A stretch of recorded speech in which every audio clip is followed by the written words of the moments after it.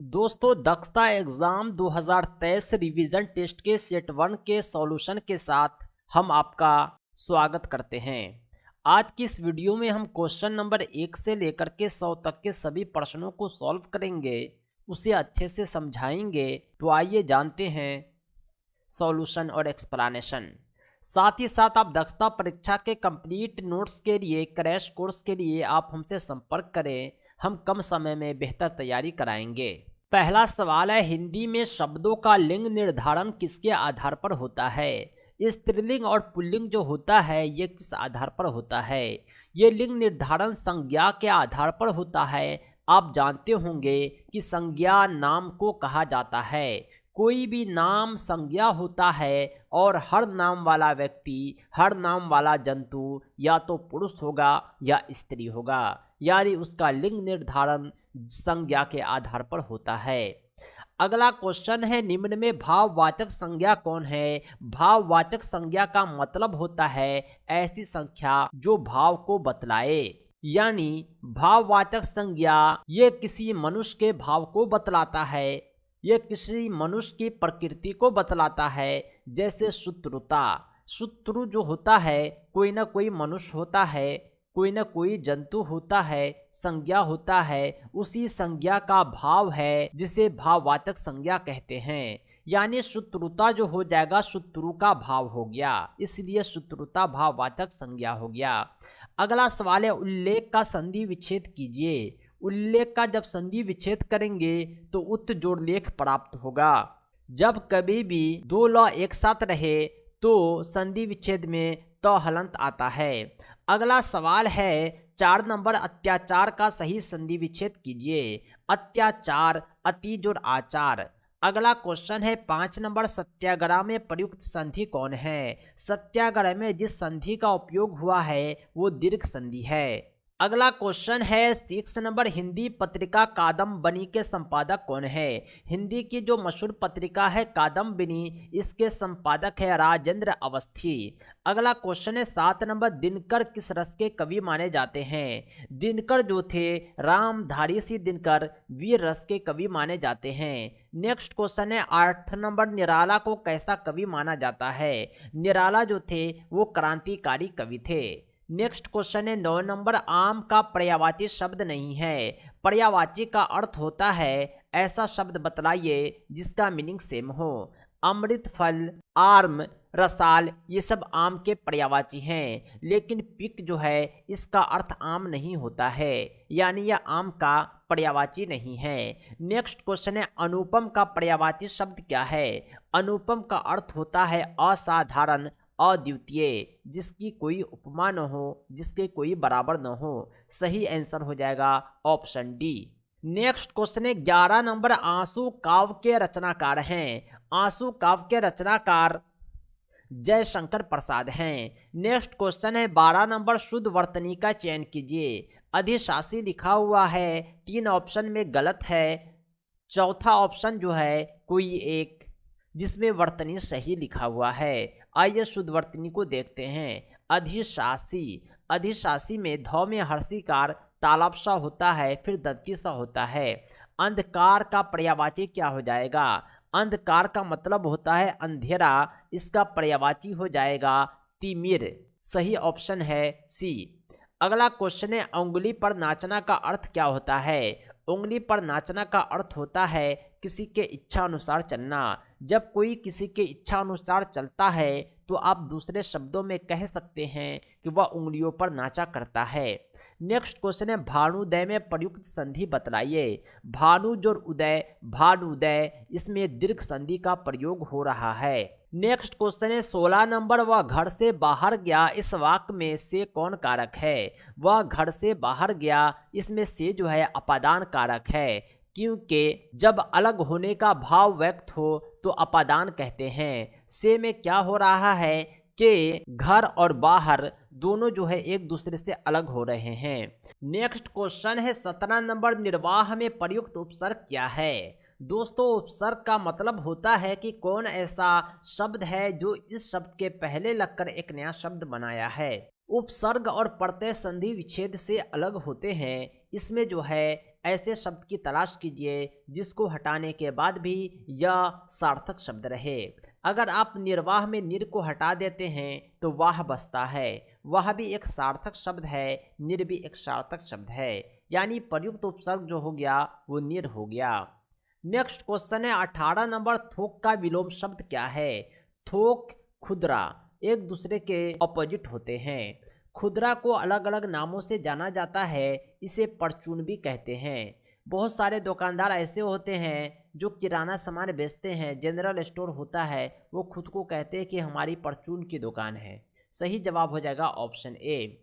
चिरायु शब्द में प्रयुक्त उपसर्ग है। उपसर्ग कहते हैं जो शब्द के पहले लगता हो। चिरायु में जिस उपसर्ग का प्रयोग हुआ है वो चिर है। आयु में जब चिर लगता है तो चिरायु बनता है। सही जवाब ऑप्शन बी। नेक्स्ट क्वेश्चन है 20 नंबर, भारतवर्ष में हिंदी को आप किस वर्ग में रखेंगे? हमारे देश की जो भाषा है हिंदी वो राजभाषा है। नेक्स्ट क्वेश्चन है, बूढ़े भारत में भी आई फिर से नई जवानी थी, उपर्युक्त पंक्ति में भारत को बूढ़ा कहा गया है, क्यों? आपकी कक्षा की पाठ्य पुस्तक से ये प्रश्न लिए गए हैं झांसी की रानी से। इसमें भारत को बूढ़ा इसलिए कहा गया है क्योंकि भारत की दशा शिथिल और जर्जर हो चुकी थी। 1857 की क्रांति के समय इस बूढ़े भारत में नई जवानी आती है, वे स्वतंत्रता को पुकार उठते हैं। नेक्स्ट क्वेश्चन है, चार मित्र कहानी में कौन कौन मित्र थे? कक्षा की पाठ्य पुस्तक से लिया गया यह प्रश्न है। चार मित्र, इस कहानी में जो चार मित्र होते हैं वे चूहा, कौवा, खरगोश और हिरन होते हैं। ये चारों में गहरी मित्रता होती है और कहानी का जो पूरा थीम है इसी के इर्द गिर्द घूमता है। नेक्स्ट क्वेश्चन है 23, बूढ़ी दादी कौन सी टिप टिपुआ से डर रही थी? टिप टिपुआ कहानी से लिया गया यह प्रश्न है। इसमें बूढ़ी दादी न शेर से डर रही थी, न बाघ से डर रही थी, न टीचर से डर रही थी, बल्कि टिप टिप करते हुए बारिश के पानी से डर रही थी, जो बरसात के मौसम में तेज बारिश के बाद और लगातार बारिश के बाद महसूस होता है। नेक्स्ट क्वेश्चन है 24 नंबर, ध्यानचंद किस खेल से संबंध रखते हैं? ध्यानचंद का संबंध जो है हॉकी से है। हॉकी हमारे भारत का राष्ट्रीय खेल है और ध्यानचंद के जन्म दिवस पर ही राष्ट्रीय खेल दिवस के रूप में मनाते हैं। नेक्स्ट क्वेश्चन है, नचिकेता की विशेषता नहीं है। नचिकेता पाठ से यह प्रश्न लिए गए हैं। इसमें नचिकेता जो था उसके अंदर बहुत सारी विशेषता थी। उसमें सत्य और धर्म के प्रति निष्ठा थी, वह दृढ़ इच्छा शक्ति रखता था, वो पितृभक्त बालक था, यानी अपने पिता की हर बात को मानता था। लेकिन उसमें कुशल वक्ता का गुण इस पाठ में नहीं लिखा है। सही जवाब हो जाएगा ऑप्शन सी। दोस्तों, आपके प्रश्न पत्र में कुछ प्रश्न रीजनिंग से भी होंगे। रीजनिंग जो होता है वो मैथ की तरह या उससे अलग एक जो है विषय होता है। इससे हमने 10 क्वेश्चन ऐड किए हैं क्योंकि 10% क्वेश्चन आपके सिलेबस में दिए गए हैं। 26 नंबर क्वेश्चन है, जैसे किसी गाय के लिए बछड़ा है वैसे किसी बकरी के लिए क्या है? आप यहाँ देखेंगे कि गाय और बछड़ा का क्या संबंध है, वही संबंध आपको बकरी से किसी और ऑप्शन का तलाशना है। बछड़ा जो होता है गाय का बच्चा होता है, इसी तरह बकरी का जो बच्चा होता है उसे मेमना कहते हैं। सही जवाब हो जाएगा ऑप्शन डी। नेक्स्ट क्वेश्चन है, मोची, चमड़ा, दर्जी, वाट, यानी मोची का चमड़ा से क्या संबंध है? मोची चमड़ा पर काम करता है, दर्जी किस चीज पर काम करता है? दर्जी जो है कपड़ा पर काम करता है। यानी मोची चमड़ा से अलग अलग पदार्थ बनाता है, जूता, चप्पल, जैकेट, कोट। दर्जी जो है कपड़ा से अलग अलग जो है वस्त्र बनाते हैं। नेक्स्ट क्वेश्चन है 28 नंबर, पुस्तक का शेल्फ से जो संबंध है वही कपड़े का किसी से होना चाहिए। पुस्तक को शेल्फ में इसलिए रखा जाता है कि वह सुरक्षित रहे। इसी प्रकार कपड़े को जो है कबाड़ में रखा जाता है, क्यों? क्योंकि वह सुरक्षित रहे। नेक्स्ट क्वेश्चन है 29 नंबर, निम्न शब्दों में विषम शब्द को चुनिए। वर्ग फीट, वर्ग इंच, वर्ग मीटर, ये सब जो है लंबाई चौड़ाई का पैमाना होता है, लेकिन वर्गमूल जो है इसका संबंध अंकों से होता है, यानी वर्गमूल जो है बाकी तीनों से अलग है। नेक्स्ट क्वेश्चन है 30 नंबर, निम्न शब्दों में विषम शब्द चुनिए। महासागर, कुआं, टैंक, झील। इसमें जो देखेंगे आप, जब आप गौर करेंगे तो महासागर हो, चाहे कुआं हो, चाहे झील हो, ये सब के सब प्राकृतिक होते हैं, यानी ये जमीन पर बने होते हैं। जबकि टैंक जो होता है कृत्रिम और मानव निर्मित होता है, यानी समझिए कि एक डब्बे में पानी को इकट्ठा किया जाता है। नेक्स्ट क्वेश्चन है 31 नंबर। एक महिला की ओर संकेत करते हुए साइमन ने कहा, वह मेरे पिता की एकमात्र बहन की पुत्री है। वह महिला साइमन से किस प्रकार संबंधित है? इस प्रकार के प्रश्नों भी को आप आसानी से हल कर सकते हैं। अब देखिए इसमें क्या कहा गया है। साइमन कह रहा है एक महिला से कि वह मेरे पिता की एकमात्र बहन, यानी वह मेरे फूफी की पुत्री यानी फुफेरी बहन है। सही जवाब हो जाएगा ऑप्शन बी। इस प्रकार एक एक स्टेप करके आप इसे सॉल्व कर सकते हैं। नेक्स्ट क्वेश्चन है 32 नंबर। सुनीता लड़कियों की एक पंक्ति में दोनों छोर से 11वें स्थान पर है। उस पंक्ति में कितनी लड़कियां हैं? यानी सुनीता के ऊपर 10 लड़की, सुनीता के नीचे 10 लड़की और बीच में सुनीता। कहने का मतलब यह है ये ऊपर से भी 11वां स्थान रखती है, नीचे से भी 11वां रखती है, तो कुल कितनी लड़की होगी? लोग गलती कर बैठते हैं कि 11 दूनी 22। नहीं, सुनीता बीच में है, ऊपर 10 है, नीचे 10 है, टोटल 10 10 20 एक 21 लड़की है। Okay, correct. दोस्तों नेक्स्ट क्वेश्चन है 12 सैकड़ा 10 दहाई 7 इकाई को अंकों में लिखना है। 12 सैकड़ा को आप लिखेंगे 1200, 10 दहाई को लिखेंगे 100, 7 इकाई को लिखेंगे 7। जब आप सभी को आपस में जोड़ेंगे तो 1200 और 100 1300 होता है और ऊपर से 7, यानी 1307 सही जवाब होगा। नेक्स्ट क्वेश्चन है 34 नंबर। 1440 में 4 के स्थानीय मान का योग। सबसे पहले आप जानेंगे कि स्थानीय मान होता क्या है। स्थानीय मान कहते हैं स्थान के मान को, यानी स्थान के अनुसार ये बदलता रहता है। ये स्थान है क्या? इकाई, दहाई, सैकड़ा, हजार। 4 में जो आप देख रहे हैं, जो दूसरे स्थान पर 4 है, ये दहाई के पोजीशन पर है। दहाई का मतलब होता है गुने 10, और जो सैकड़ा के स्थान पर है इसका मतलब होता है गुने 100। जब 400 में 40 को जोड़ेंगे तो 440 आएगा। सही जवाब हो जाएगा ऑप्शन डी। नेक्स्ट क्वेश्चन है गिनती की संख्या क्या कहलाती है? गिनती की संख्या को प्राकृतिक संख्या कहते हैं। नेक्स्ट क्वेश्चन है 36 नंबर। किस भिन्न का मान न्यूनतम होता है? यहाँ पर 4 भिन्न दिए हुए हैं, आपको पता करना है कि किस भिन्न का मान न्यूनतम है। ऐसी स्थिति में आप देखेंगे कि जब ऊपर अंश सभी में कॉमन हो तो आप हर को देखेंगे, हर के अनुसार ही भिन्न का मान पता कर पाएंगे। जब देखेंगे कि जिस हर का मान अधिकतम है वह भिन्न का मान न्यूनतम है, और जिस भिन्न का मान अधिकतम होगा जब हर का मान न्यूनतम होगा, यानी हर का मान भिन्न का मान दोनों एक दूसरे के उल्टे होते हैं यदि अंश आपस में बराबर हो। इसमें न्यूनतम मान किसका हो गया? 1/13 का हो गया, क्योंकि 13, 9, 3, 11 सब में बड़ा है। नेक्स्ट क्वेश्चन है 37। अधिक कोण त्रिभुज का एक कोण कितना होता है? नेक्स्ट क्वेश्चन है 37। अधिक कोण त्रिभुज का एक कोण होता है। अधिक कोण का मतलब होता है ऐसा त्रिभुज जिसका एक कोण 90 से अधिक हो। 90 से अधिक का मतलब है 110 हो, 105 हो, लेकिन 180 से कम होना चाहिए, क्योंकि त्रिभुज के तीनों कोण का योग 180 होता है, और सही जवाब होगा ऑप्शन सी। नेक्स्ट क्वेश्चन है 38। 4 अंक दिया हुआ है, इसमें सबसे बड़ा कौन है? आप देख पा रहे होंगे कि दशमलव के बाईं ओर जो अंक है यही डिफाइन करता है कि बड़ा कौन है, छोटा कौन है। यहाँ पर 11 जो है 1 से और 0 से बड़ा होता है। सही जवाब हो जाएगा ऑप्शन सी। नेक्स्ट क्वेश्चन है 2/3 1/3 को आपस में जोड़ने पर क्या आएगा? जब हर का वैल्यू सेम हो तो ऊपर ऊपर जोड़ा जाता है। 2 1 3 हो गया, हर अपनी जगह 3 है। 3 से 3 को काटेंगे 1 आएगा। सही जवाब है ऑप्शन ए। नेक्स्ट क्वेश्चन है 17 का वर्ग क्या होगा? वर्ग का मतलब है सेम संख्या से गुना करना। जब 17 को 17 से गुना करेंगे तो 289 आएगा। 4 अंक की सबसे बड़ी संख्या कौन है? 4 अंक की सबसे बड़ी संख्या 4 बार 9 होगा। 5 अंक की सबसे बड़ी संख्या 5 बार 9 होगा। 6 अंक की सबसे बड़ी संख्या 6 बार 9 होगा। सही जवाब है ऑप्शन डी। नेक्स्ट क्वेश्चन है 42 नंबर, वृत्त के परिधि के किसी भी दो बिंदुओं को मिलाने वाली रेखा क्या कहलाती है? वृत्त के परिधि के किसी भी दो बिंदु को जो रेखा मिलाती है उसे जीवा कहते हैं। ये आप देख रहे होंगे, ये वृत्त है। कोई भी दो बिंदु को अगर एक रेखा मिलाती है, चाहे वो कैसे भी मिलाए, वो जीवा कहलाती है। नेक्स्ट क्वेश्चन है दो संख्याओं का औसत निकालने के लिए कौन सी विधि अपनाएंगे?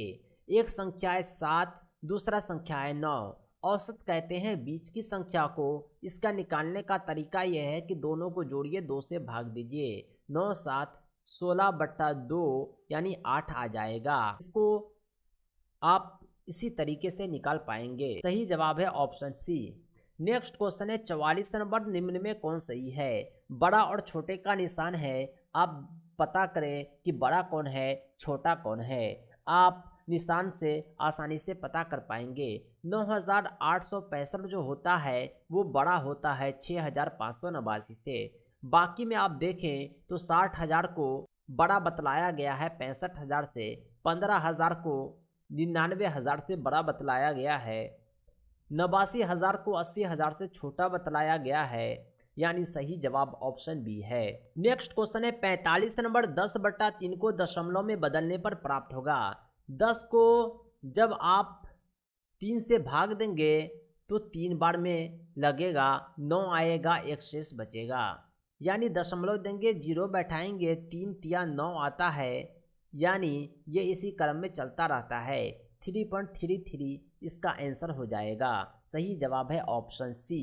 नेक्स्ट क्वेश्चन है वर्ग के एक भुजा की लंबाई 12 सेंटीमीटर है, परिमाप बतलाएं। वर्ग कहते हैं जिसकी लंबाई चौड़ाई बराबर हो। वर्ग के परिमाप का फॉर्मूला होता है भुजा की लंबाई गुने 4। जब 12 को 4 से गुना करेंगे तो 12 चौके 48 सेंटीमीटर सही जवाब हो जाएगा। नेक्स्ट क्वेश्चन है एक टंकी में 1000 लीटर पानी आता है, 200 लीटर प्रतिदिन खपत वाले परिवार पूरी टंकी को कितने दिनों में खाली करेंगे? ऐसे सवाल को हम सब आसानी से सॉल्व कर सकते हैं। टंकी में पानी कितना है? 1000 लीटर है। एक दिन की खपत कितनी है? 200 है। हम 200 से 1000 को भाग देंगे, 2 पंचे 10। सही जवाब हो जाएगा ए। नेक्स्ट क्वेश्चन है 48 नंबर, सीमा का छोटा भाई सोहन सीता से आयु में बड़ा है। श्वेता दीप्ति से छोटी है किंतु सीमा से बड़ी है। आयु में सबसे बड़ी कौन है? जब आप प्रश्न को गौर से देखेंगे तो आप पाएंगे कि दीप्ति जो है श्वेता से बड़ी है और श्वेता सीमा से बड़ी है। सीमा सोहन से बड़ा है और सोहन सीता से बड़ा है। यानी सबसे बड़ी जो है वो दीप्ति है। सही जवाब हो जाएगा ऑप्शन बी, यानी सबसे बड़ी कौन है? दीप्ति है। अगला क्वेश्चन है 49 नंबर, यदि पुस्तक को घड़ी कहेंगे, घड़ी को बैग कहेंगे, बैग को शब्दकोश कहेंगे, शब्दकोश को खिड़की कहेंगे, तो पुस्तक ले जाने के लिए किसे प्रयुक्त करेंगे? पुस्तक ले जाने के लिए आप बैग का उपयोग करते हैं। यह बैग को शब्दकोश कहा गया है। यानी पुस्तक ले जाने के लिए शब्दकोश का प्रयोग होगा। सही जवाब है ऑप्शन डी। नेक्स्ट क्वेश्चन है 50 नंबर, विजेत एक लड़का है जो 5 किलोमीटर दक्षिण की ओर जाता है, फिर दाईं मुड़ता है, 3 किलोमीटर जाता है, फिर दाईं मुड़ता है और 5 किलोमीटर जाता है, फिर बाईं मुड़ता है, 5 किलोमीटर जाता है। प्रारंभिक स्थान से कितना दूर है? इसे आप मैन्युअली डायग्राम बनाकर सॉल्व कर सकते हैं। आप देखिए, ये दक्षिण की ओर गया 5 किलोमीटर, दाएं मुड़ा 3 किलोमीटर चला, फिर दाएं मुड़ा 5 किलोमीटर चला, फिर बाएं मुड़ा 5 किलोमीटर चला। प्रारंभिक स्थान से कितना दूर है? इधर चला था 5 किलोमीटर, इधर चला था 3 किलोमीटर, यानी 5 3 8 किलोमीटर दूर है। सही जवाब हो जाएगा ऑप्शन सी। नेक्स्ट क्वेश्चन है 51 नंबर, नेपाल के नए राष्ट्रपति कौन है? नेपाल में कुछ दिन पहले चुनाव हुआ है और नए राष्ट्रपति रामचंद्र पौडेला नियुक्त किए गए हैं। नेक्स्ट क्वेश्चन है 52, भारत की वर्तमान राष्ट्रपति कौन है? हमारे देश के जो वर्तमान राष्ट्रपति हैं उसका नाम है द्रौपदी मुर्मू। सही जवाब है ऑप्शन ए। नेक्स्ट क्वेश्चन है 53, बिहार दिवस कब मनाया जाता है? बिहार दिवस 22 मार्च को मनाया जाता है? नेक्स्ट क्वेश्चन है 54, प्रकाशीय ऊर्जा को रासायनिक ऊर्जा में कौन बदलता है? प्रकाशीय ऊर्जा को रासायनिक ऊर्जा में हरे पादप बदलते हैं प्रकाश संश्लेषण के दौरान। नेक्स्ट क्वेश्चन है किशोर को सचेत रहना चाहिए कि वह क्या खा रहे हैं, क्योंकि किशोर के लिए आवश्यक होता है आहार उसके शरीर में तीव्रता से होने वाली वृद्धि के लिए। नेक्स्ट क्वेश्चन है 56, पारिस्थितिक तंत्र में ऊर्जा का प्रमुख स्रोत क्या है? पारिस्थितिक तंत्र में ऊर्जा का प्रमुख स्रोत सूर्य है। नेक्स्ट क्वेश्चन है 57, हरे पौधे को पारिस्थितिकी में क्या कहते हैं? हरे पौधे जो होते हैं पारिस्थितिकी में उत्पादक कहलाते हैं, क्योंकि वे उत्पादन करते हैं अपने भोजन के लिए, किसी और पर वे डिपेंड नहीं हैं। नेक्स्ट क्वेश्चन है 58, लैंगिक जनन में कितने सजीव की आवश्यकता होती है? लैंगिक जनन में 2 सजीव की आवश्यकता होती है, एक मेल दूसरा फीमेल। नेक्स्ट क्वेश्चन है अम्लीय वर्षा की खोज किसने की? अम्लीय वर्षा की खोज करने वाले रॉबर्ट एंगस स्मिथ थे। नेक्स्ट क्वेश्चन है पारिस्थितिक तंत्र के पादपों व प्राणियों की पारस्परिक संबंधों का आधार क्या है? पारिस्थितिक तंत्र में पादपों पर प्राणियों के जो पारस्परिक संबंध होते हैं उसका आधार पोषण संबंध होता है। नेक्स्ट क्वेश्चन है 61 नंबर, पेट्रोलियम का कौन सा उत्पाद सड़क निर्माण में उपयोग में लाया जाता है? पेट्रोलियम का बिटुमिन उत्पाद सड़क निर्माण में उपयोग में लाया जाता है। नेक्स्ट क्वेश्चन है 62 नंबर, डॉप्सन इकाई का उपयोग किया जाता है? डॉप्सन इकाई का उपयोग ओजोन परत की मोटाई मापने के लिए किया जाता है। नेक्स्ट क्वेश्चन है 63 नंबर, केंद्रीय प्रदूषण नियंत्रण बोर्ड का मुख्यालय कहाँ है? केंद्रीय प्रदूषण नियंत्रण बोर्ड का मुख्यालय नई दिल्ली में है। नेक्स्ट क्वेश्चन है मानव नेत्र के जिस भाग पर किसी वस्तु का प्रतिबिंब बनता है वह क्या कहलाता है? मानव नेत्र के दृष्टि पटल पर किसी वस्तु का प्रतिबिंब बनता है।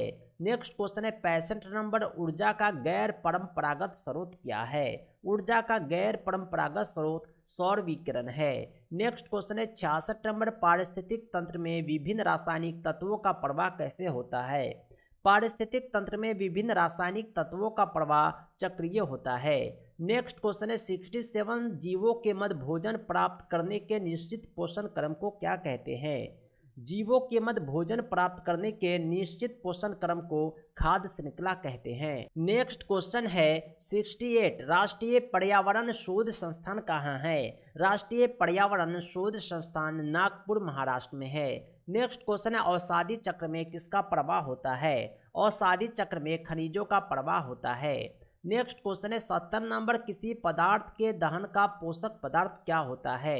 यानी कोई भी पदार्थ जो जलता है तो उसे जलाने वाला ऑक्सीजन होता है, इसी ऑक्सीजन से पोषण पाकर कोई भी पदार्थ जलता है। नेक्स्ट क्वेश्चन है वह ताप जिस पर कोई पदार्थ जलना शुरू होता है क्या कहलाता है?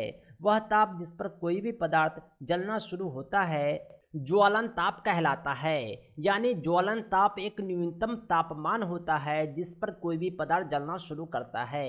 हर पदार्थ का ज्वलन ताप अलग अलग होता है।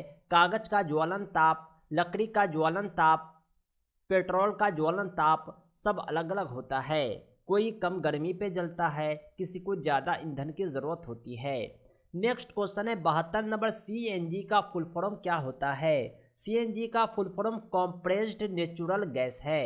नेक्स्ट क्वेश्चन है हरे पादप भोजन श्रृंखला के किस स्थान पर होते हैं? हरे पादप जो होते हैं उत्पादक होते हैं, यानी प्रथम स्थान पर होते हैं। नेक्स्ट क्वेश्चन है मोमबत्ती की ज्वाला का मध्यभाग कैसा दिखाई देता है? मोमबत्ती की जो ज्वाला होती है उसके बीच का पोजीशन पीला दिखाई देता है। सही जवाब हो जाएगा ऑप्शन। नेक्स्ट क्वेश्चन है 75 नंबर, निम्नलिखित में सबसे प्रबल लवण कौन है? सबसे जो मजबूत लवण है वो NaCl सोडियम क्लोराइड है। 76 नंबर क्वेश्चन है हरे पौधे सूर्य प्रकाश को किसमें बदलते हैं? हरे पौधे जो होते हैं वे सूर्य प्रकाश को रासायनिक ऊर्जा में बदल देते हैं। सही जवाब हो जाएगा ऑप्शन बी। नेक्स्ट क्वेश्चन है ताजमहल को क्षति पहुंचती है, ये अम्लीय वर्षा से पहुंचती है। नेक्स्ट क्वेश्चन है 78 नंबर, हाल ही में आई रिपोर्ट के अनुसार किस राज्य में सबसे कम साक्षरता दर है? यानी हमारा जो बिहार है वो सबसे कम साक्षरता दर रखता है। सही जवाब हो जाएगा ऑप्शन ए।